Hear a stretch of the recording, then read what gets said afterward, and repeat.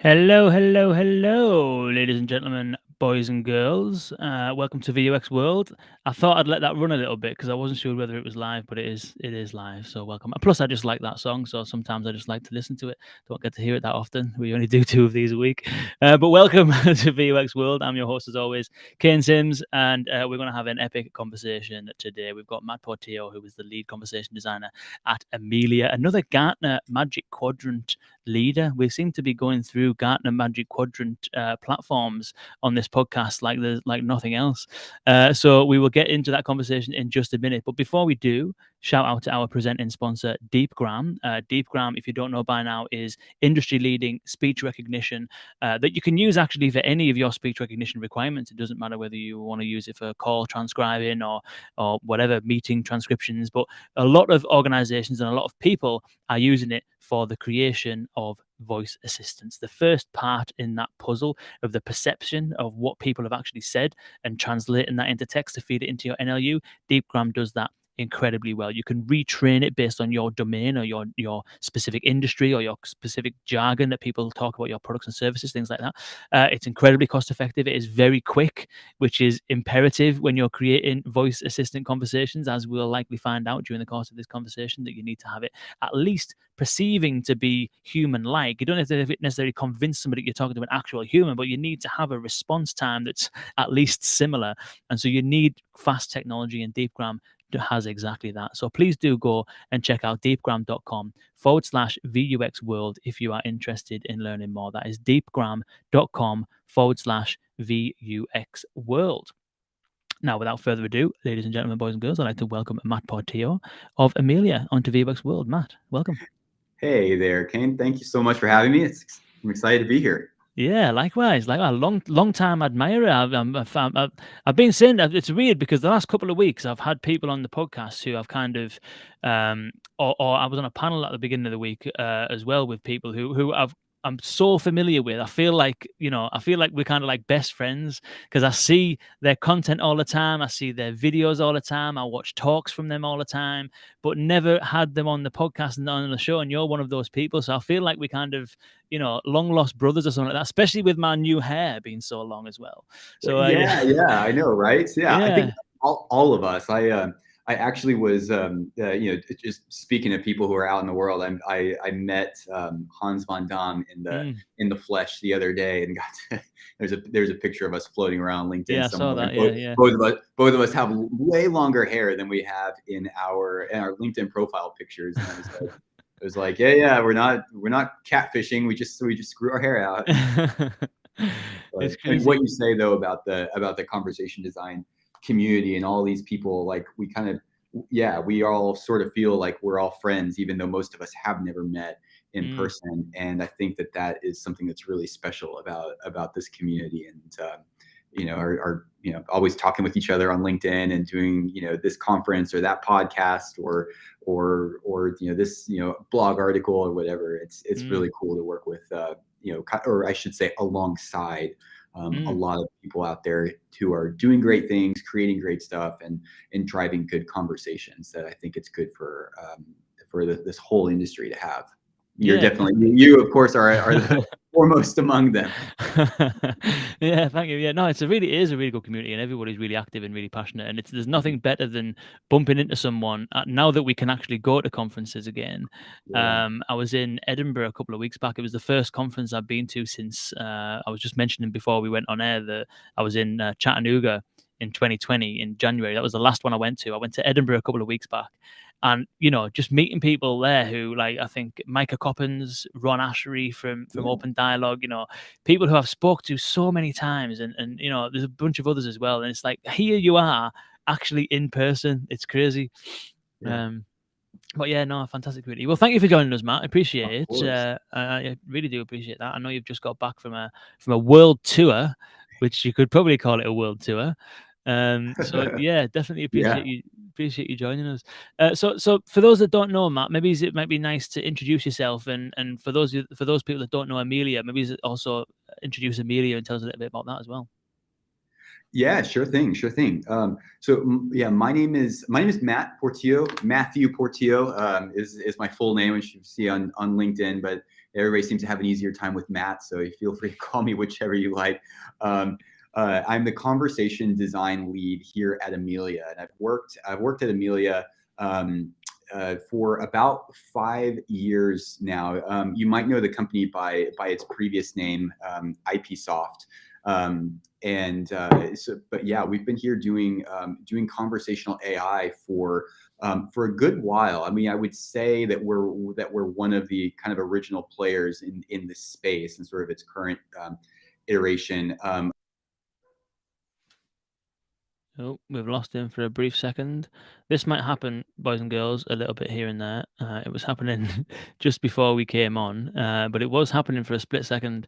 Usually he's back by now, but maybe we'll have to hang fire. But I will tell you a little anecdote while we wait for Matt to return, which is that Jeff Smith Jr., who used to work at what was then IPsoft, was one of the very first guests on the VUX World podcast. And there's an episode from 2018, the beginning of the year in 2018, called something like "What is conversational AI?" And Jeff Smith basically gives you an overview of what conversational AI is and how it works and all that kind of stuff. And he was leading the engineering team at IPsoft, which then went on to be Amelia. Because I think the history of it, I'll do Matt's job for him. Don't worry, Matt. I'll fill people in on the history of the company. Uh, IPsoft created an avatar called Amelia. And you might see if you go to the Amelia website, amelia.ai, that this avatar is everywhere. And it's a blonde haired lady called Amelia. And presumably, what was happening is that the company were getting a lot of traction with the adoption of this digital avatar, which was really early actually compared to what many organizations were doing at the time, and even what many of them are doing now. Not many actually have an avatar front and center as one of the primary interface types or interaction types of their platforms. It's mostly left to the conversation itself. But Amelia was, don't worry, Matt, I'm just doing the rest of your job for you. I'm just filling people in on the background of Amelia.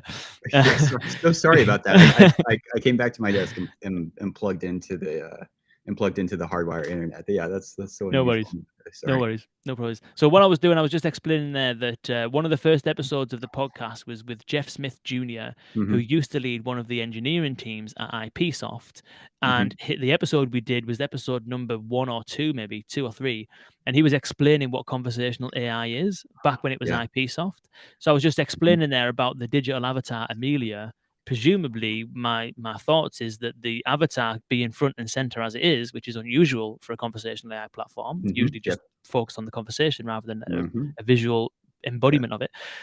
So my theories were, maybe you can confirm this, is that the avatar side of things was getting a lot of traction and was being used quite a lot, and therefore led itself into the kind of change of brand from IPsoft into Amelia to really lean into that concept. Am I on the right lines, or is that not quite correct?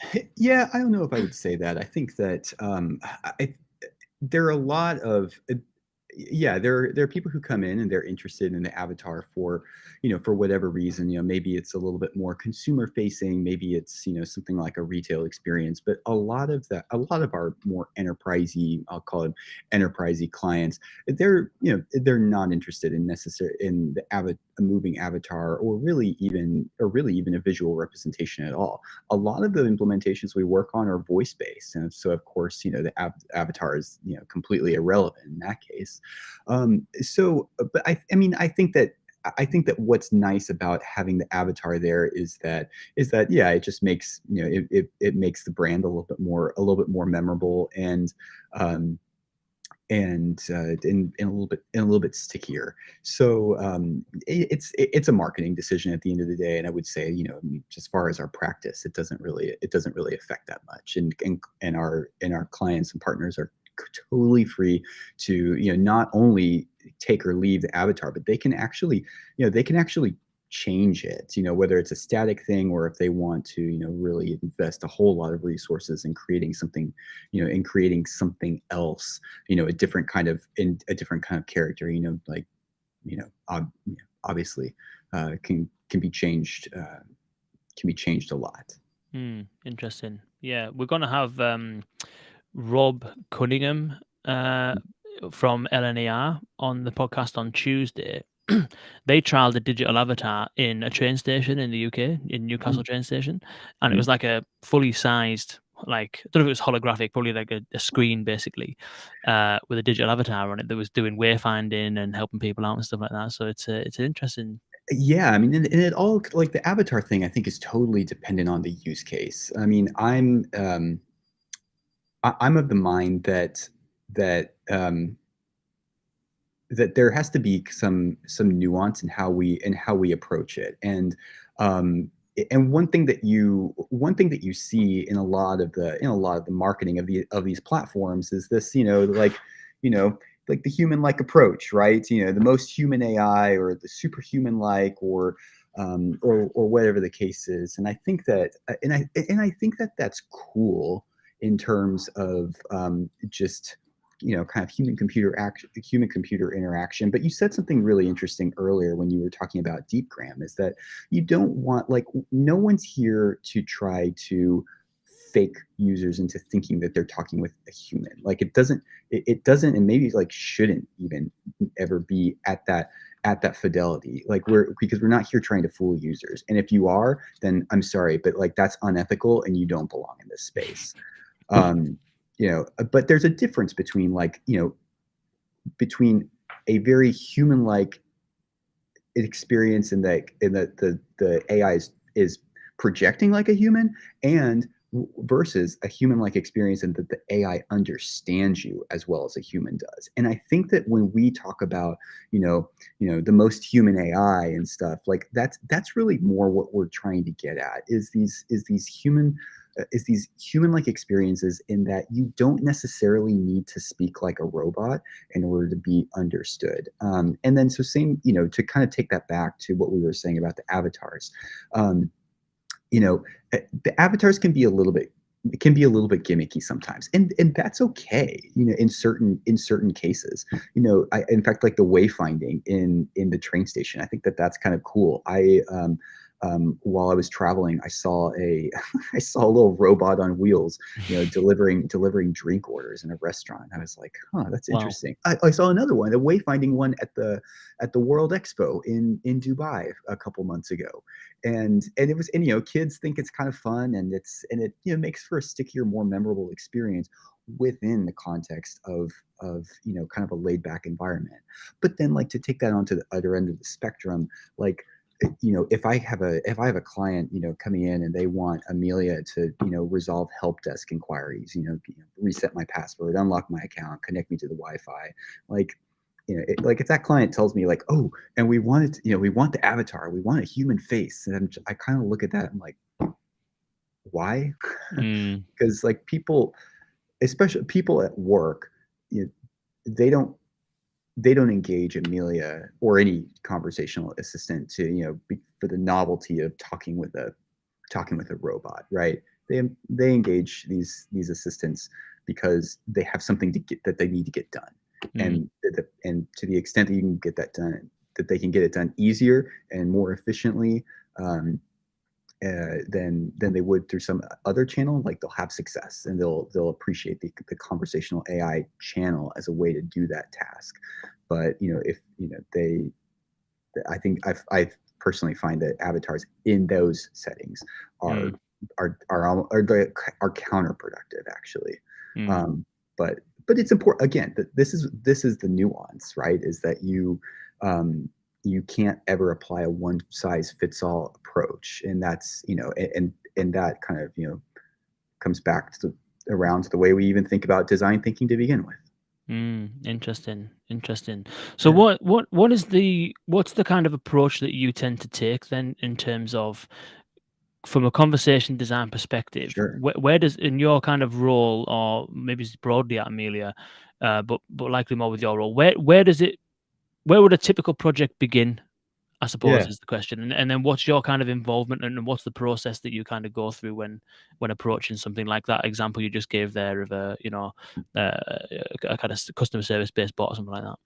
Yeah, yeah. I mean, I think one of the most important things is that, I mean, there is a life cycle to these projects, right? And that starts in, it as like, a sales lead essentially. Like, I mean, let's be honest.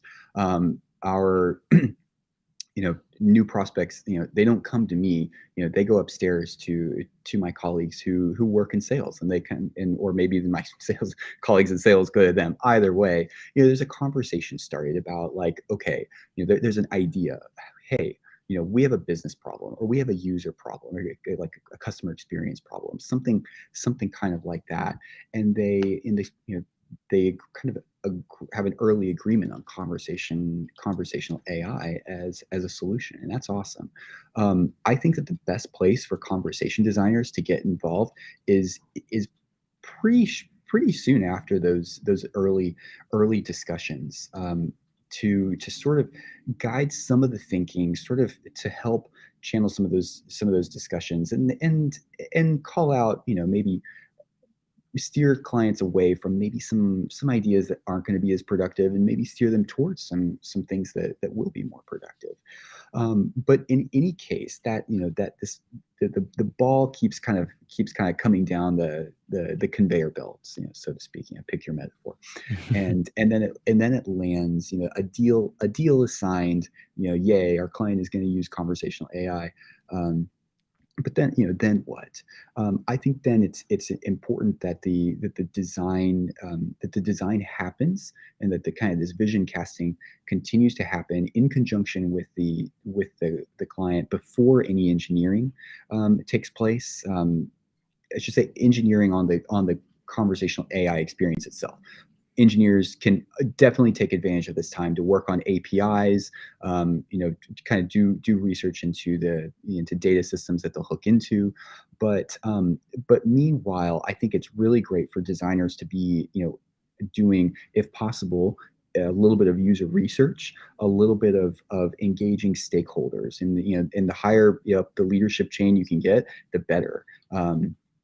Engaging stakeholders about, what is the business problem that we're trying to solve, and what is the user problem that we're also trying to solve. How can we make users' lives easier? How can we make their tasks more efficient?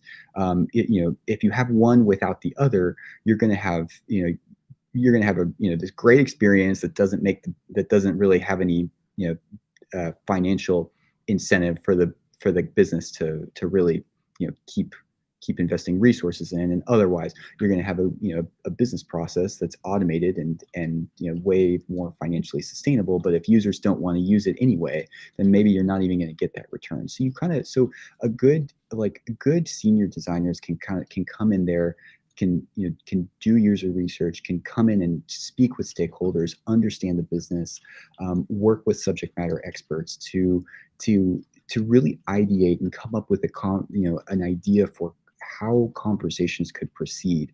What how we can make processes easier for users. And then once we design that conversation, design those interactions, and what those are going to look like, then we kind of hand it off to engineers to do the development.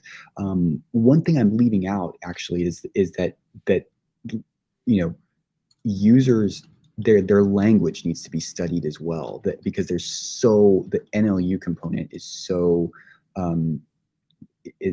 intertwined with with conversation design. So whether you're full stack conversations designers who are doing that, or other NLU architects who are coming in, being able to kind of start working on those NLU models early on is really important. And then hand it off to developers to kind of continue their work, sort of putting it all together. That's how I see the process going, and beginning, and just in a nutshell.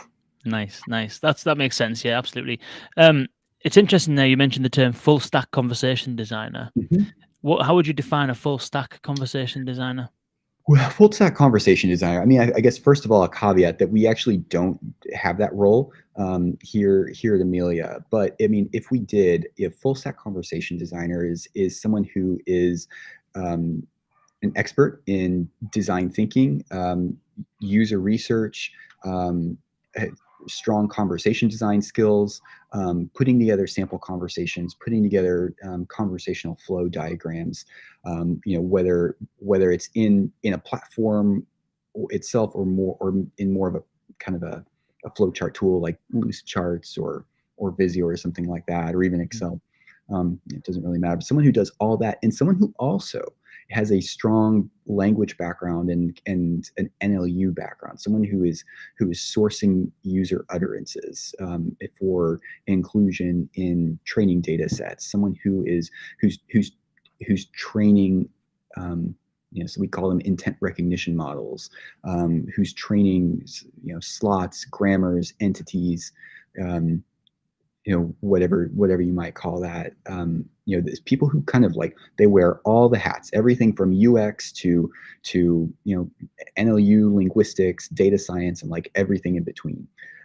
There are organizations out there who take that approach, and their conversation designers are full stack conversation designers. And with all respect to those people, and there are some leaders out there who I really do respect, even though I kind of disagree with the approach. I think that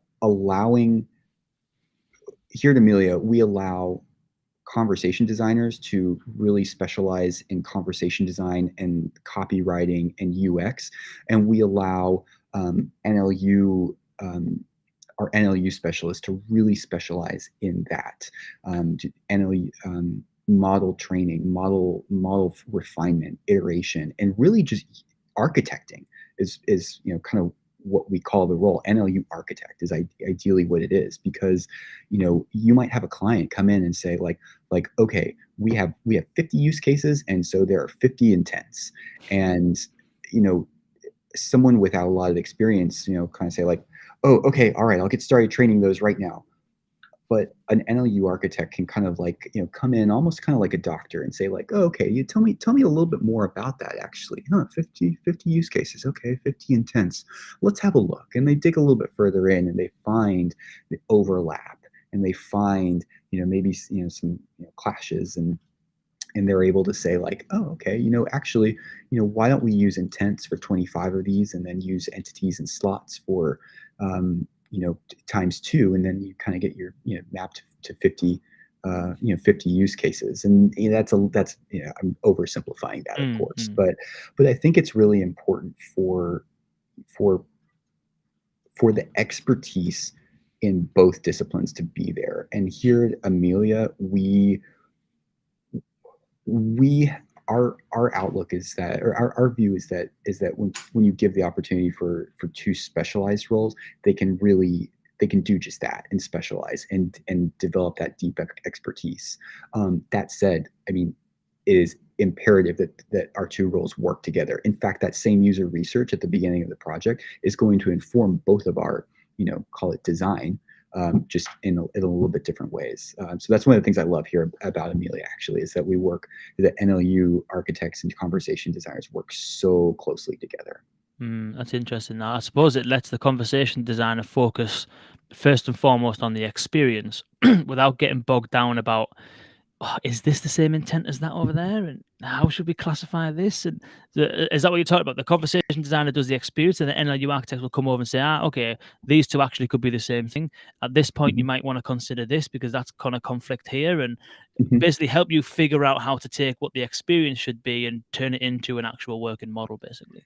Yes, I think so. And we're kind of talking about, again, we're kind of back to this question about, Amelia, like a chatbot and how well it understands, and then a chatbot and like kind of what it says back. There's this conversation is a 2-way street here. And so, with the way that the chatbot projects back, there's so much that's dependent on, the persona / personality that you've given this chatbot. There's so much that you have to consider about the user. When we're designing conversations, we're really thinking about the users and what situations they are in, and what they are, and how, and kind of, and really even how they think about problems. What information do they eat? What information are they going to share? Like what how are they going to think? Like, what is going to be even an intuitive experience for them? An experience. I'll kind of zero in on that word.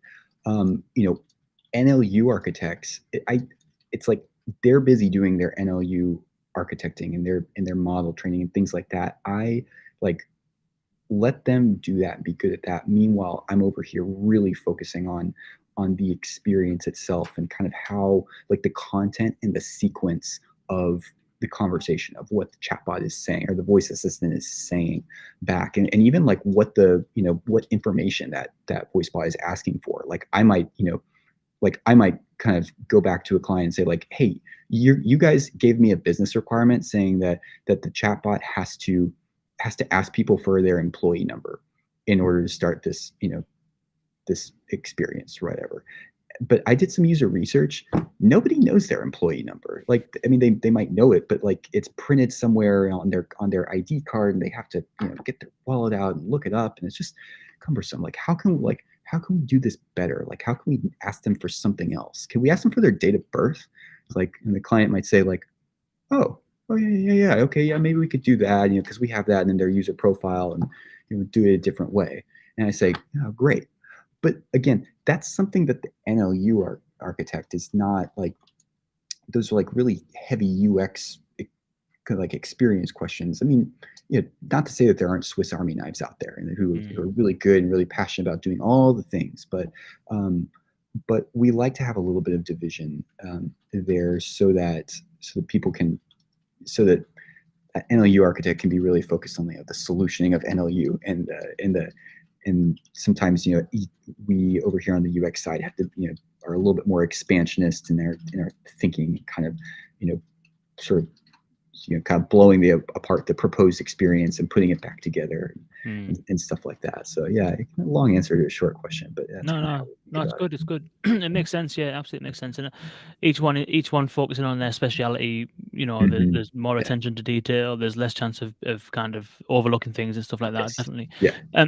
Was that one that you mentioned earlier on that some approaches that you disagree with? And I know I'd love to get, and we're definitely going to get into your kind of analogy of how this is similar to a marathon and not a sprint, because I'm definitely Oh keen on yeah. getting that. But Sure. first, you kind of alluded to having disagreements with some other kind of processes without kind of naming names. I'm wondering whether is that what you were talking about there, where specifically they have one person that does everything, or is there any other practices at the moment that you observe that you would kind of advise against or an alternative to?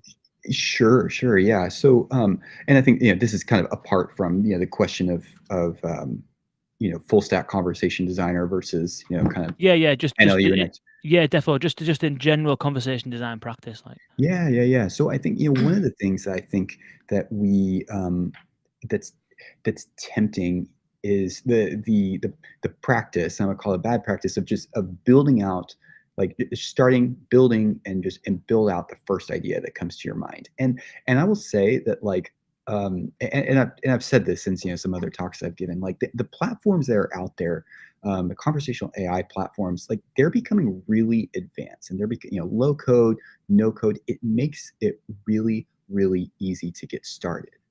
Almost too easy to get started. It's a little bit. It can kind of get easy to put the cart before the horse and start building the first idea that comes to your mind. And and when you're brainstorming, like right, how often is your first idea the best one? You might start structuring a conversation like based simply on some business requirements that you got from a client, and it's like, okay, we're going to ask question A, we're going to ask question B, we're going to ask question C, and then okay, awesome, we design that, hand it over to developers, and boom, it's done. But like sometimes you want to like play around with that a little bit more. Sometimes you want to spend, what if we transpose question A and question B, B, A, C. What if we change the wording of question C? And what if we realize that depending on the person's answer to question C, it might actually benefit asking another question D, and all these considerations. But you kind of have to, like, it takes a little bit of like more, I keep using this word, sort of expansionist thinking to kind of iterate through that kind of stuff. And it takes working through these questions with subject matter experts with the within the organizations of the clients you're designing for. Working with maybe if you have the opportunity to do user research and actually talk with members of the end user population, it's all better. And I think that doing design reviews with clients, that's another really great. I'm sorry, not clients, with your colleagues, and having them sort of critique and challenge your work, challenge your design decisions, question your assumptions that you made. And we always are going to be designing on design assumptions. And so kind of having that opportunity to do a little bit more of a thoughtful design, have a more well thought out design phase it's gonna save a lot of rework down the road. Whereas if you just built the first built a conversation the way it came to your mind at the very beginning, engineers might spend hours developing that, or even for days, weeks, depending. And then at that point, you are there's going to be this finished product, and maybe a client is going to see it and be like, "Ooh, yeah, awesome!" And does it work? Let's QA test it. UAT. Oh yeah, it works. And put it out into production, and then they find out that, oh wait, but it works, but users don't want to use it. Oh, users are getting stuck, and oh man, oh what happened? And then it's and then you've got a fire drill on your hands, and then it's just not, and you have to go and do rework, and the engineers are resisting because we worked so hard to build it this way, but now you want to change the whole thing. And it's if you can get that concept closer to the ideal before you go into build, that's fantastic. Granted, you're always going to discover little problems and little tweaks and little fixes that you should make, and just depending on how your launch of production goes. But the more that you can do, the more designing you can do, the more thoughtful designing you can do on the front end, you de-risk your project by validating those design assumptions, and it's helpful for the project timeline overall. Yeah. How do you approach validating those design decisions? You mentioned there if you were debating, should question A go before question B, or other way around, or what happens if this happens at this point? And I totally concur that you can rush things out the door without considering anything, and you actually get something live, and it's like, what are people saying to this thing? I didn't expect this. Yeah. So definitely taking that time to do more discovery, do more kind of research. Yeah. But how do you approach the validation side of things? You mentioned there bringing colleagues involved and discussing it. What any other things that you do? Do you do user research, usability testing, prototyping? What are some of the things that you use to validate your design decisions? Yeah. I think low fidelity prototyping can be really great. It just showing, and if you can put that in front of end users, or sometimes it doesn't have to be end users. Put it in front of one of your client. One of your client partners, your client stakeholders, subject matter expert, and say okay, hey, here's this paper prototype that I put together. It's not a working chatbot experience yet, because I don't want it to be. But here's version 2. Here's version A, here's version B, and here's version C. Look at these 3 and tell me which one you think is going to be a little bit more appropriate. And the subject matter expert, oh well, yeah, I mean, I can definitely tell you that option A is not viable, because that's just not how it works. It's not how our people think, whatever. But B and C, yeah, I don't know. I guess you could do it either way. And then the designer can say okay, maybe we put this, maybe we do a quick round of usability testing with somebody from your end user population, and that can give you some answers. Running it by 3 people, it doesn't have to be a lot. You can, and then if you are still sort of kind of on the fence about it, you can do an A/B test if your platform allows that. To let 50% of users go through version A of the experience, or let 50% of users go through version B of the experience, and see kind of, depending on what you're measuring, see see how each of those perform, and let that kind of inform your approach. We've actually done that a number of times here at Amelia, and sometimes even more than A/B. Sometimes we've done like ABC testing, or I think one time we even did ABCD testing. And so yeah, it's a good way to like get, especially like later on in the process. It's a good way to figure out what the best approach is, and the most real way, in the most real environment that you can have. Yeah, that's a really good idea. I mean, I've never actually done any A/B testing. I've definitely, heard it discussed, but honestly, haven't Mhm, really seen it implemented that often. mhm, It's really weird because it's like in digital marketing practice, it's like a really common thing, or at least it was mhm, before. I suppose now, excuse me, landing pages and stuff like that have kind of got a standard now, haven't they? It's kind of mm, like being proven out, but certainly, like, years ago, it was like everything was A/B tested. I'm mm, assuming I mean, it still will be. I think I remember seeing a case study of Netflix that have been known to try out 90 different thumbnails to see which ones are getting mhm. clicked on the most and stuff like that. So Yeah. it's strange how you know this kind of real validation based on actual customer involvement isn't more prevalent. I mean, it's very rare that you hear A/B testing get discussed, isn't it? Yeah, I mean, I don't know. I guess it depends on what space you're in. I mean, some clients and partners I work with, A/B testing is sort of a foreign concept, or that's far from their mind. And others who I've worked with, they're like, sometimes they propose it before I do. Um, and so yeah, I mean, I guess it just kind of depends on where you are in the space. Mm. You sent me a really good post from Erica Hall before Oh this. yeah. You Hmm. kind of got a little bit touched on it a slight bit when you were talking about sometimes you'll just do some low fidelity prototyping and Hmm. get some Hmm. feedback early and stuff. So Erica, for those that don't know, is an author, design strategist. She wrote Just Enough Research, and I think the book's called. Is it just called Conversational Design? Is that what it's Yeah, called? it's called conversational design. Yeah. Yeah. And so there's a really good, I'm going to read it as well because the people who are listening on the podcast might not get the context, and I'd love to get your opinion on it, Yeah. Matt. Yeah.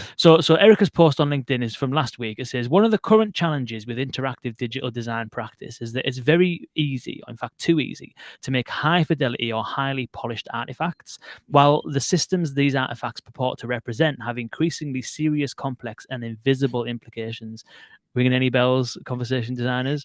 The perceived quality of the documentation has less and less relationship to the actual fitness of the concept or the decision making behind it, and it's easy to mistake the polished prototype for the quality of the idea.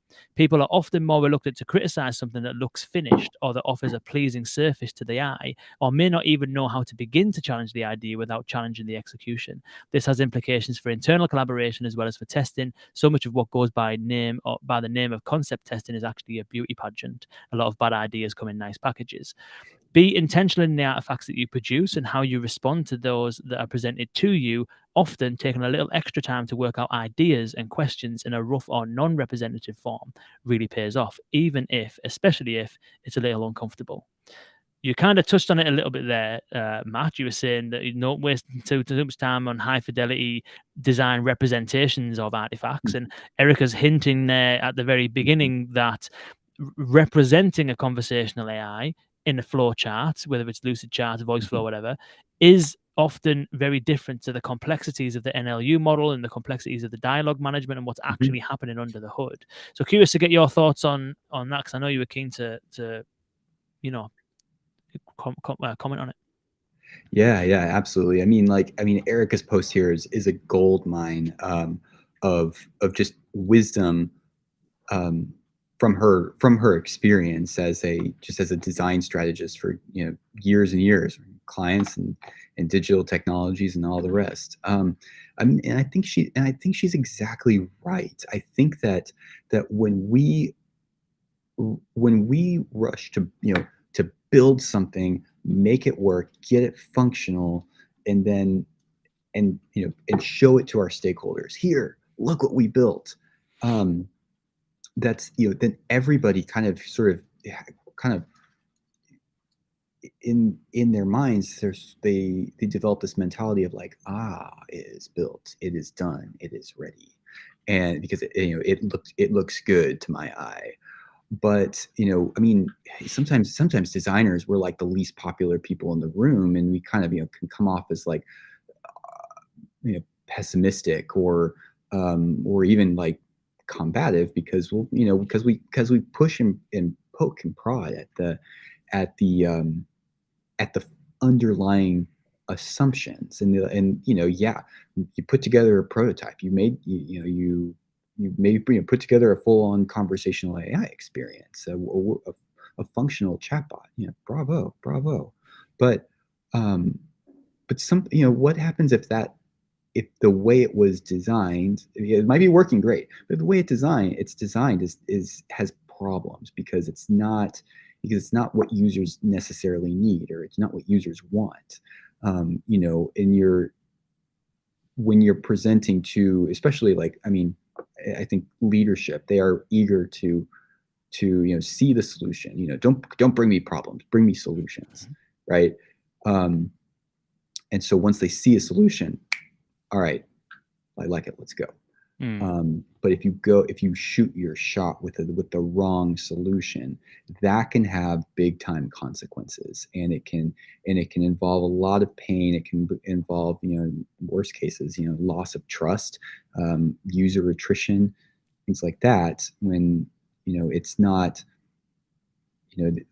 like Erica said, sometimes implicitly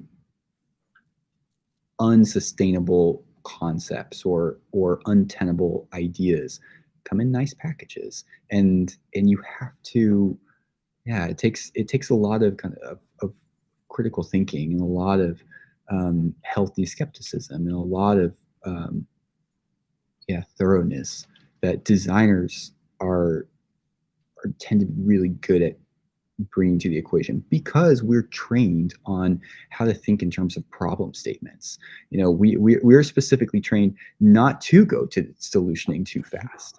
And that's kind of the funny thing about how we work, and why we're sometimes can come off as difficult team members, is because we're seen as like, oh, you're slowing down the process. But but really, by de-risking, by validating some design assumptions, and by challenging early ideas that hopefully are representing a low fidelity prototype, so that people aren't as attached to them, like we can get traction, and we can advocate for a better way, and not get steamrolled by leaders who are kind of looking to just hit an aggressive benchmark, an aggressive timeline, and package it on, deliver it, and move on. Yeah, and also it's quite interesting because you mentioned earlier the democratization of the tool sets, and Yeah. in the past I've done things where for previous clients where many years ago when we would do a voice flow prototype first, just Hmm. to try and bring to life the concept and say, like, this Yes. is the kind of thing that we're talking about. But Hmm. when you hand over that or demonstrate that prototype, it's very like, for someone who's not experienced, one in design and two in conversational AI, it's like, that's it then. How easy was that? Right. That's fine. And it's like, no. This is just like, bare, but it's not even, you can't even really talk to this thing. Yeah. So it really kind of can raise expectations, and then you can also dwell, I suppose, on taking that kind of idea and Hmm. spending a lot of time like figuring it out. It's almost like the equivalent of a designer, a graphic designer who spends all of their time trying to just get every pixel aligned Hmm. perfectly before they present the concept to the Hmm. client. And in Yes. graphic Yeah. design, it's kind of easier because Hmm. your eyes can tell if something looks nice or not. Yeah. Conversation design, you mentioned it again at the beginning, it's all assumption based until you've put it in front of a user. Yeah. And so all of the time and effort spent on worrying about, Hmm. what about this? And should we have another intent there? And should we make this look prettier? And Hmm. dressing everything up just to present a concept. Hmm. One, takes further time away from actually figuring out, one, whether you're solving the right problem, and two, validating Yes. whether you are or not. Yeah. uh, Yeah. and then two, just raises expectations on the client side, because it's like, all right, well, that's done. Nice one. Let's Hmm. build it. And so it's Right. it's really weird. It is a bit of a mousetrap in it. Yeah. Yeah. Yeah. Absolutely. I mean, you like what you said about the client expectations, and I mean, half of this work is about expectations management, um, and stakeholder shepherding, like that. I mean, I think that's what separates. I mean, for any young conversation designers who are listening, that is what separates the senior level from the more early career designers, um, is that the senior level ones, they can, yeah, they can push, and they can manage expectations, and they can explain trade-offs, and manage stakeholders, and set expectations, and ultimately help. It's almost like, be the prophetic voice in the room that shows, like, look, like, this is the better path, like, choose the good path, like, don't necessarily go down the one that's the most expedient or easy. um Helping, and it's the way that you win trust with stakeholders. You will, over the long term, if you really want to have a long-term partnership, then that's the way to do it. If you want to have a short-term partnership, then tell the stakeholders what they want to hear. Make it to order. Don't push back. You'll accelerate your timeline. You'll get something built, and then it won't work as well as it could, and you will lose the trust that you put a little bit of effort. The little trust that you won, throughout that process, you'll lose all of it. But by doing a good job early on, and validating, and being a thought partner to clients, even though they might initially resist that, they will eventually come to appreciate you as an expert. Not that we're looking to get our gaggle of adoring fans, our stakeholders. That's not what it's about. But it's about having good relationships, and where our stakeholders trust us to be the experts, and to guide them, and to be their partners, along their conversational AI journey, along their business journey, and that's what this is. And now I'm kind of getting along. Maybe in a minute I'll start talking about marathons and stuff like that. But yeah, I mean, that's kind of my thought on Mm. that whole Yeah, thing. and you're right. But it is a partnership as well. It's Mhm. that Yeah. it's very unlikely. I mean, we've spent a lot of time really here talking about that kind of initial process, from kind Hmm. of like decision to do it through to like the early stage of design, Hmm. research, validation, relationships with stakeholders, relationships with different team members, Hmm. separation of specialist skill sets, all that kind of stuff. Hmm. Hmm. But ultimately, all of that is in order to get something out there into the world in production, and have Hmm. that thing be used and add value to the people that use it and to the businesses that use it. And Yes. once it's out there, the fun doesn't stop there, because inevitably there's going to be different use cases that arise, things that are said to the assistant that you might not have anticipated, models that Hmm. need to be continually trained, new use cases that crop up that need to be designed and worked into the current kind of experience and all that kind of Hmm. stuff. And Yeah. so clients are definitely looking for that partnership where they can have a helping hand throughout that journey, whether they're doing it themselves in house or leaning on your team and stuff like that, Amelia. Hmm. And so it definitely is a partnership and long term thing. And I always say that the partnership, the start of a project is really when it goes live.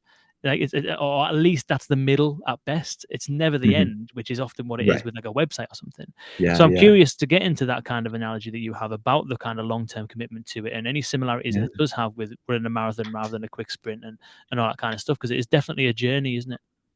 Yeah, yeah, it really is. It really is. I mean, for the exact reasons that you said, and I won't rehash those. And I think by understanding it as a journey, and first of all, you kind of, yeah, you get away from this thinking of like, oh, we're gonna just get things done, and get off to a fast start, and how fast can we deliver this first use case. um that's not the right approach to take. I'm sure people can deliver it super fast, and probably there are other organizations out there that can deliver it faster than we can. But like when you start your marathon out at a dead sprint, well, I mean, you don't have to be a runner like I am to know that's not an effective use of your energy. And it's gonna like and if there's anybody lined up along that second mile, they're gonna be like, whoa, look how fast that guy's running. Dang, that's wow, yeah, go, go, go. But I mean, the people who but like what actually matters is not those people, those spectators in the first few miles of the course. People that matter are what matters is the outcome at the end. Um, if there is one, like at mile 26, kilometer 42, if you're into that, it's like how what does the clock say at that point? I mean, at that point, no one's really sprinting.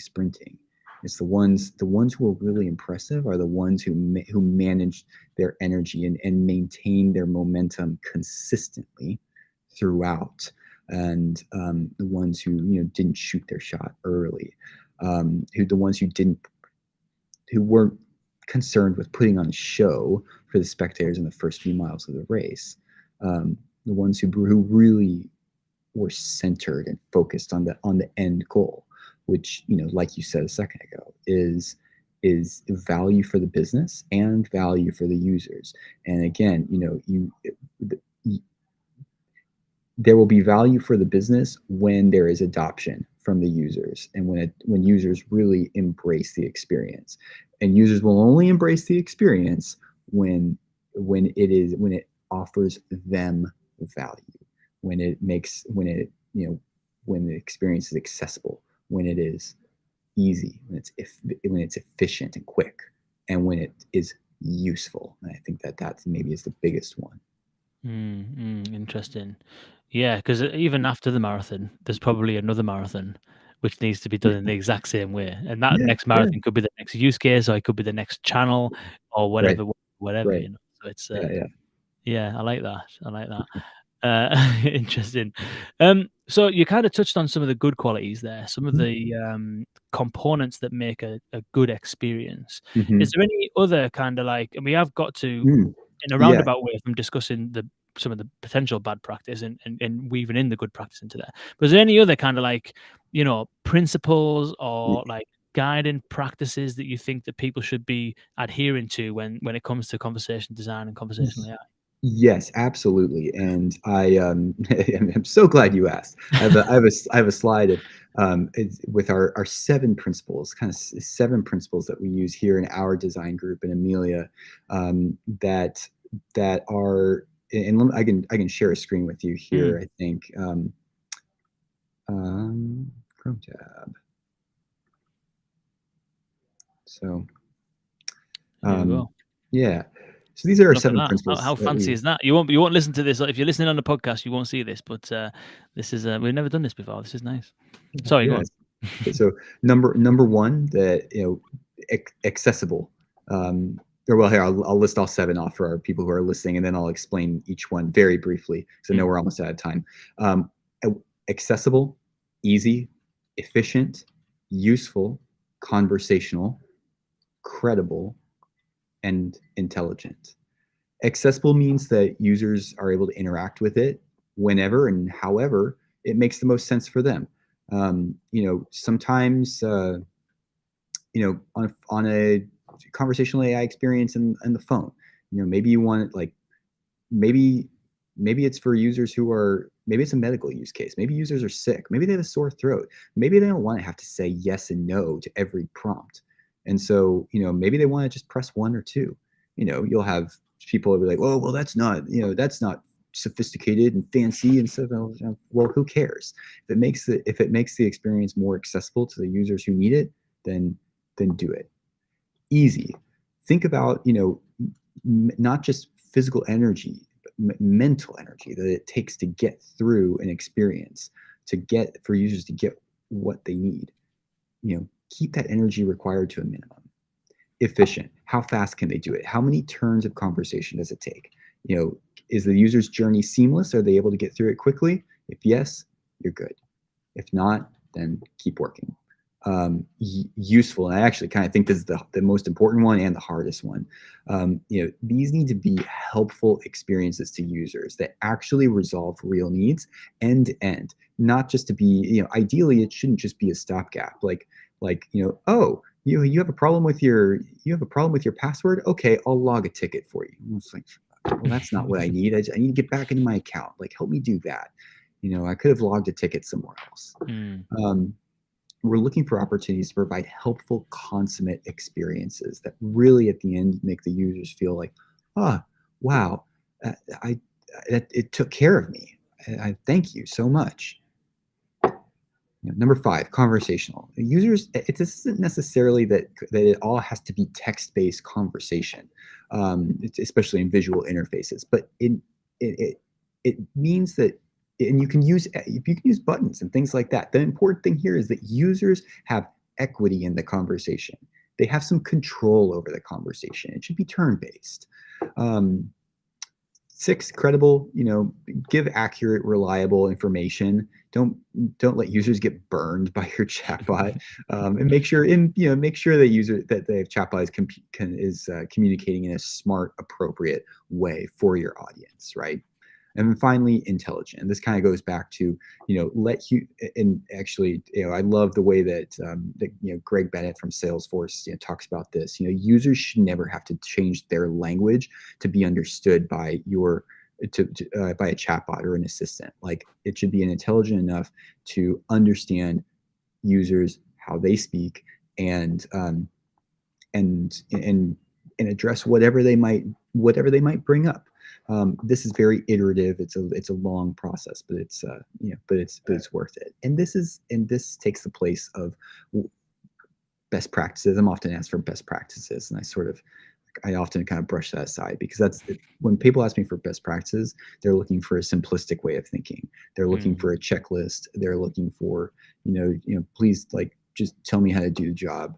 But that's not, I can't really give you a list of best practices that are going to teach you critical thinking, because another thing to kind of consider here is that principles are sometimes they're in a little bit of conflict with each other.